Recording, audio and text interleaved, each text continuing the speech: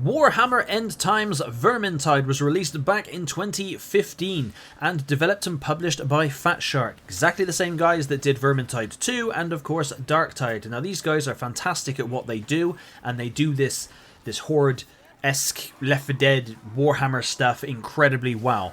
And is Warhammer The End Times Vermintide worth picking up in 2024? Well, that's the question, isn't it? Now, for multiplayer purposes, I'd say if you have friends that you're looking to get into, or if you want to join some communities and get some games organised, then I'm fairly certain, yes, the servers are still open.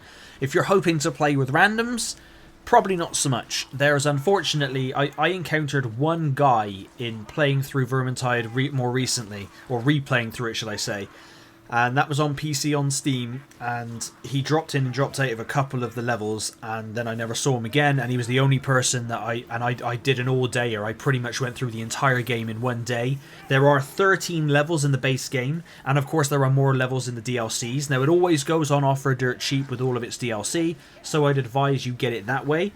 There's also a really cool wave defense game mode called The Last Stand, which is wave defense against the Skaven, really, and it's pretty cool. And after you complete X amount of waves, you'll have these gates open up so you can get more like bombs and ammo or health packs or that kind of stuff, so that's pretty cool. You can also play it with AI. Everything in Vermintide can be played with AI, so you can do it. There is fun to be had solo. I played through pretty much the entire game solo a few days ago, and I mean, I'll get to the AI in a moment. But like I said, the multiplayer is definitely dead, especially on PC. I don't know about consoles. I think I do own Vermintide 1 on PlayStation, but I'm more than happy with just the PC side of things. And also, just on that note, Vermintide 1 can be played like on the Steam Deck, locked at 45 frames a second, pretty decent visuals, and it plays really, really well. Now, I think you can only play multiplayer on the Steam Deck with it if you're hosting. I don't think you can if you try and join people. You end up getting kicked out of their game or lose connection or something. Obviously, it's all down to the anti-cheat bollocks.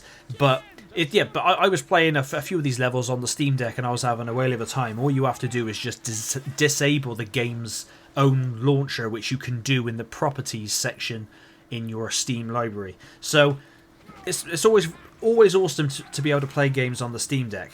Now the gameplay, as you can see, is still fun, and the levels, they don't overstay their welcome. They're long enough, yet short enough as well. There's different objectives that you can do within each level, like carrying sacks and carrying barrels, or you have to go and destroy some stuff. It's quite varied. Unfortunately though, now we're going to get on to the biggest negative of the game, and that is the friendly AI. The friendly AI is wank. It is thick as shit. It is really, really bad. And I mean really bad. I don't think I've encountered such abysmal friendly AI in a game in a long time. And there were moments where I was downed and the AI just wasn't helping me, or I'd get caught by one of the catcher rats and I was being dragged away and they would just stand there. They may as well have waved me off because they did sod all about it. And also they don't pick up any of the barrels or the sacks of grain. They don't take part in destroying any of the objectives. Nothing. They just they can come in handy fighting the hordes, but they get overwhelmed really easily. And in the 13th level of the game, I had to get in my brother and a friend to help me complete that level because the AI, I just couldn't do it with the AI because they were so thick. They kept getting downed, or if you run on ahead, they'll like fast travel spawn to you, but if it's near an edge, they'll end up falling over the edge and you've got to help them up. It was a whole issue, and it just frustrated the ever-living crap out of me. But is it definitely worth playing today? 100%. I do also have a video up on Vermintide 2. Vermintide 2 is definitely worth playing. They took everything from Vermintide 1 and just improved upon it in terms of gameplay and things you can do with the characters. The characters are pretty much the same in the first game and the second game, but with the second game there's just more things, basically. Although there isn't the wave defense mode Last Stand in the second game, which is a shame. But please let me know in the comments down below if you've checked out Vermintide. It's definitely worth picking up on offer if you want to play through it solo, or if you've got friends and you want to play it. You're not really going to find anybody randomly out there, so you can cross that one off your bucket list. But as always, thank you very much for watching.